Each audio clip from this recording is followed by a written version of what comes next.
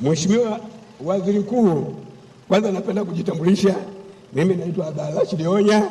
Msimu wa siasa ule mimi ndio nilioweza kuinadi CCM na ndio nilioweza kushirikiana na wananchi wa wilaya Kilwa kuyaomba haya yote yaliyotekelezwa na serikali ya Mama Samia.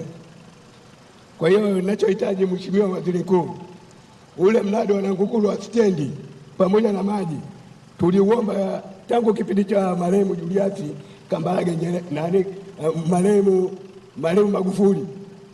Kwa maana hiyo mpaka sasa hivi ile miradi miwili mpaka sasa hivi inaleta sitafahamu kwa wananchi, ijaeleweka tu lini ile miradi itaisha.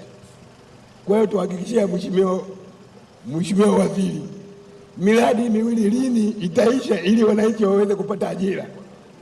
Marehemu Rais Magufuli alituahidi